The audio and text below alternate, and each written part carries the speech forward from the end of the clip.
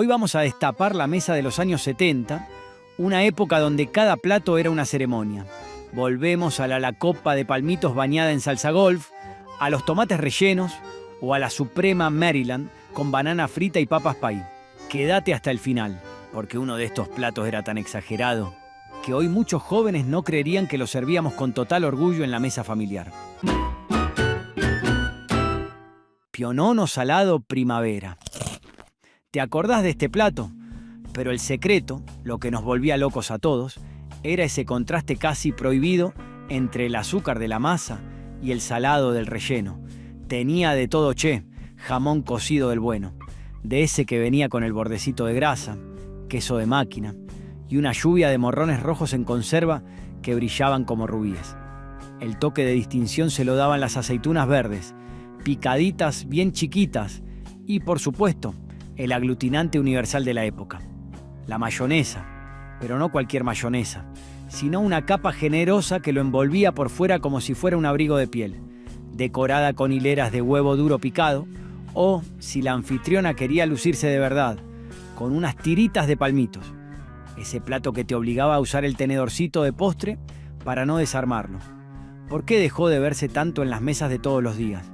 Quizás porque hoy todo es más rápido, más liviano, y armar un pionono requiere esa paciencia artesanal de ir enrollando despacito para que no se quiebre. Pero decime la verdad, ¿no darías cualquier cosa por volver a sentir ese sabor agridulce mientras de fondo suena algún tema de los náufragos en el rastrojero del vecino? Copa de palmitos. Entrar a un restaurante en los 70 y pedir una copa de palmitos era, básicamente, decirles a todos los presentes que esa noche tirabas la casa por la ventana. Era la sofisticación hecha entrada. Se servía en esas copas de vidrio grueso, labradas, que pesaban un montón y que muchas veces venían apoyadas sobre un plato con una servilleta de papel calada. El palmito era un ingrediente exótico, venía en lata y era caro. Por eso se cuidaba tanto. Arriba, coronando esa montaña de elegancia, la famosa salsa golf. ¡Qué invento argentino, por favor! Esa mezcla de mayonesa y ketchup, a veces con un chorrito de coñac para darle el toque, que bañaba los palmitos de un color rosado suave. Hoy el palmito quedó relegado a la pizza o a alguna ensalada, pero esa mística de la copa alta, fría y rosada, se fue perdiendo entre tanto minimalismo moderno. Aunque, si hablamos de platos que llevaban trabajo y que hoy nos da fiaca hacer, el que sigue se lleva todos los premios. Tomates rellenos con atún y arroz. Mirá, cerrá los ojos un segundo.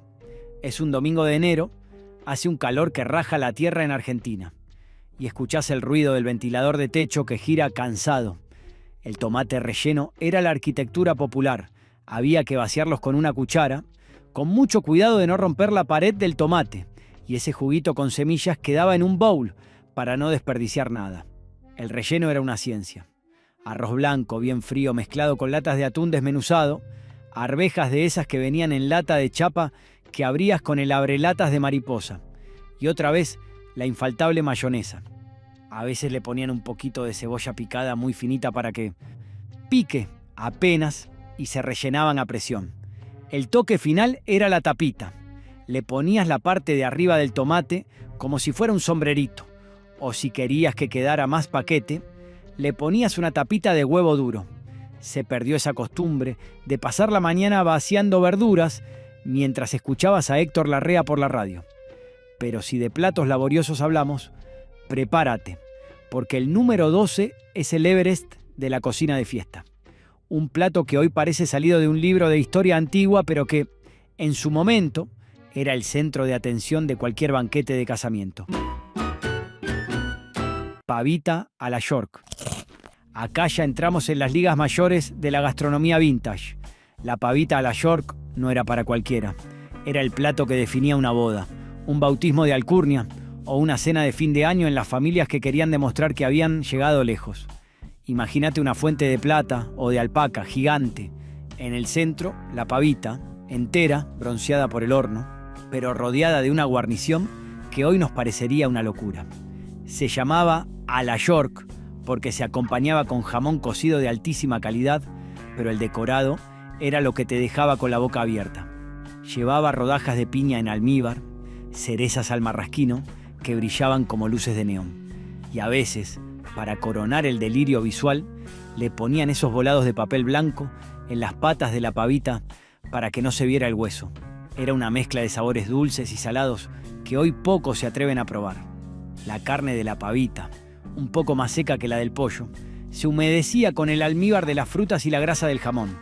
Hoy, la pavita ha sido desplazada por el asado o el pernil, y esa combinación de ave con fruta brillante parece algo de otra galaxia. Pero, ¿quién no recuerda el olor de esa pavita saliendo del horno de la cocina Volcán? Contame algo.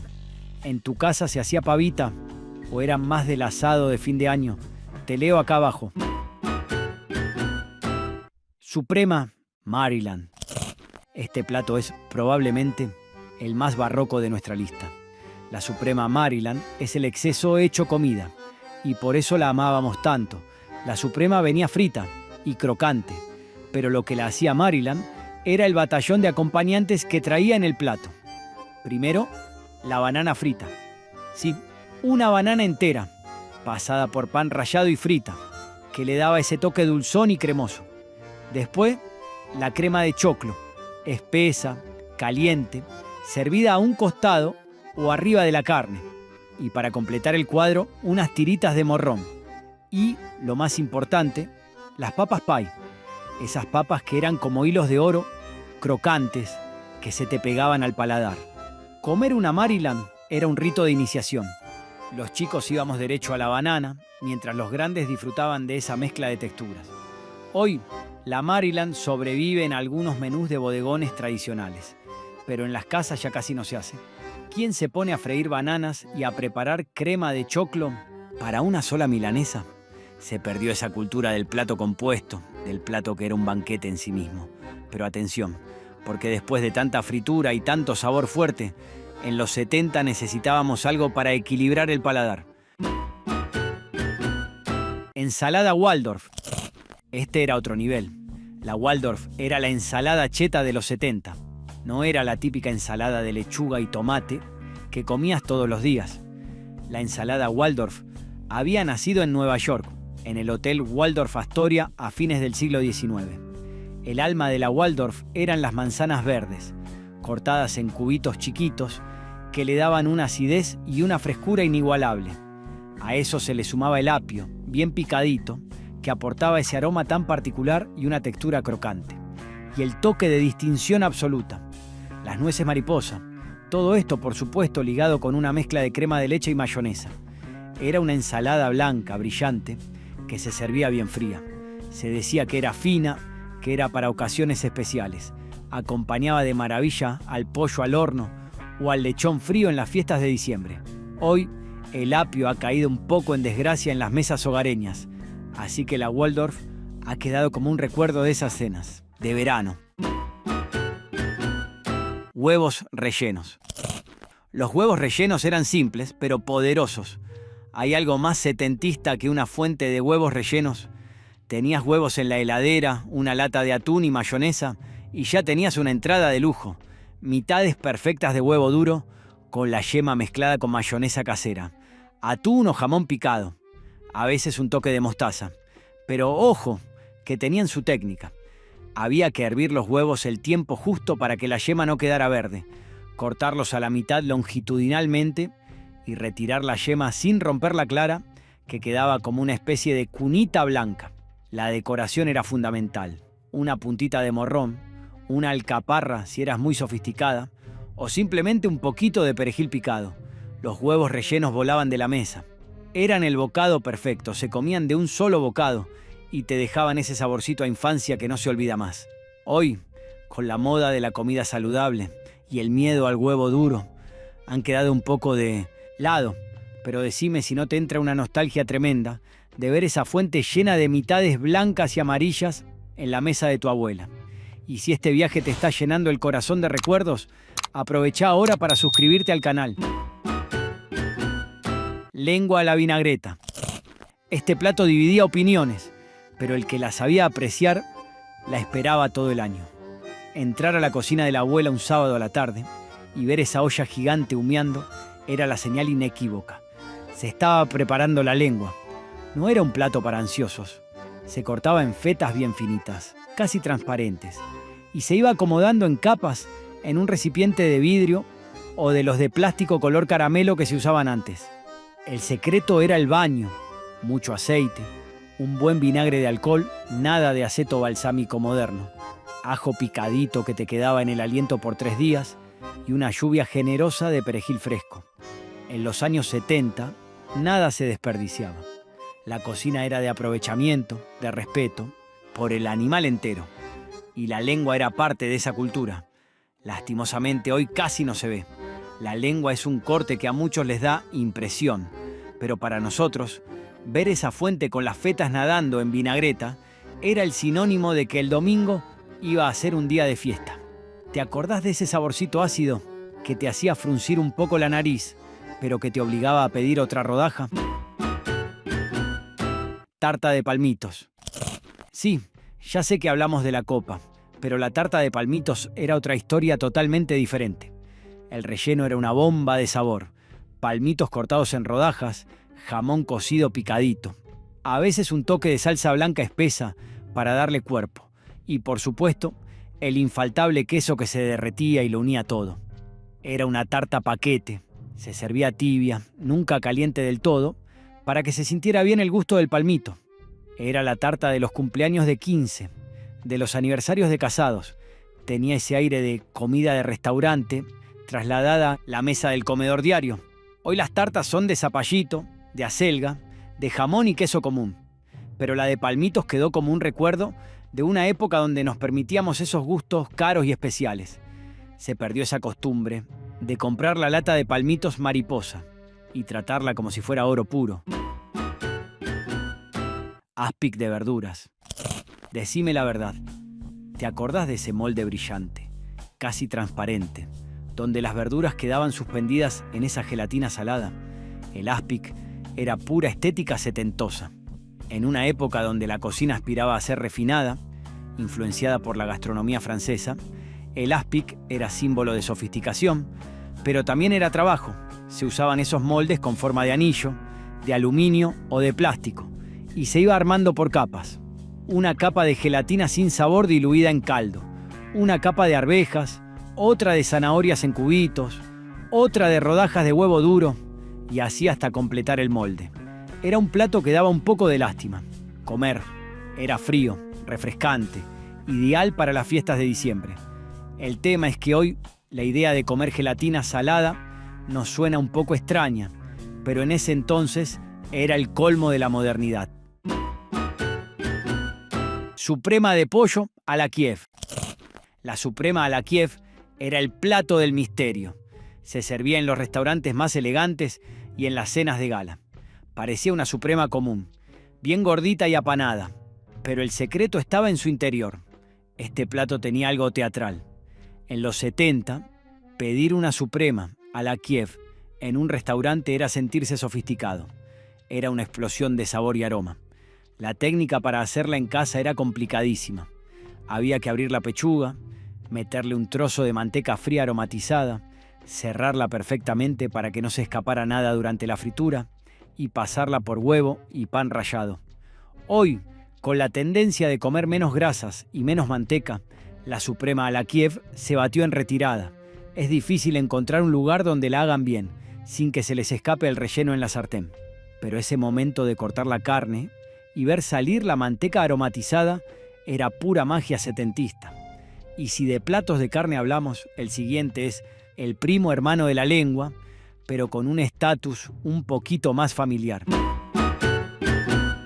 Peseto a la vinagreta.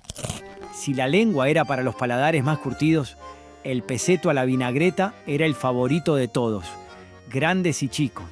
El peseto era el corte de carne más noble, el más parejo, el que no tenía ni un gramito de grasa. Servía igual que la lengua, con muchas verduras para que tomara sabor, y después se cortaba en esas rodajas redondas, perfectas, que parecían monedas de carne.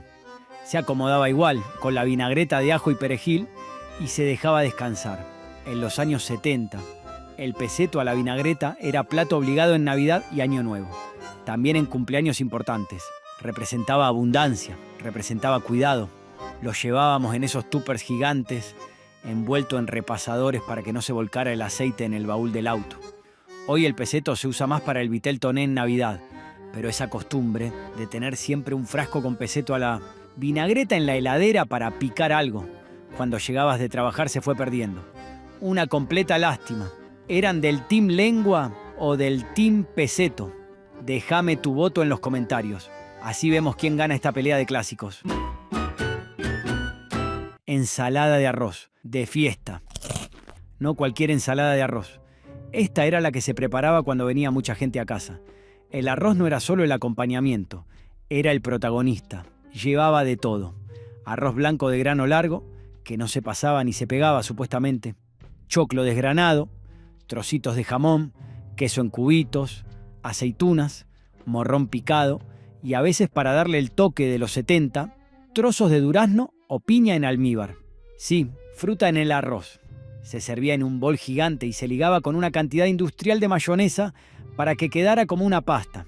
Hoy comemos arroz más natural, con un poquito de aceite o limón, pero esa ensalada cargada, colorida y pesada es la que recordamos de esos cumpleaños donde nos sentábamos en los banquitos de madera en el patio a comer mientras los grandes charlaban de política. Revuelto gramajo. Si vos cerrás los ojos ahora mismo, lo podés ver. El revuelto gramajo es el plato más porteño de todos. Se dice que lo inventó un tal Coronel Gramajo, pero lo cierto es que en los 70 era el rey de las trasnoches. Después de salir del cine o del teatro, ir a comer un gramajo era el plan perfecto. En los años 70, el revuelto gramajo no era solo comida. Huevo apenas cocido para que quedara jugoso, jamón cocido cortado en tiritas y arvejas. Todo saltado en la sartén en el momento. No era un omelette, no eran papas con huevo, era algo superior. La clave era que las papas no perdieran su crocante a pesar de estar envueltas en el huevo. Hoy muchas veces te sirven cualquier cosa y le ponen de nombre gramajo, pero el auténtico, ese que humeaba en el plato de acero, es cada vez más difícil de encontrar. Se perdió esa mística de la sartén caliente a las 2 de la mañana. Qué lindo es recordar, ¿no? Estos platos son mucho más que comida. Son fragmentos de nuestra historia, de esos domingos eternos y esas fiestas donde la felicidad era lo primero. Con el tiempo, el ritmo acelerado fue dejando de lado estas preparaciones que requerían paciencia y dedicación. Hoy los vemos menos, pero si este video te trajo recuerdos y querés continuar con esta historia de nostalgia, hacé clic acá y mirá este video.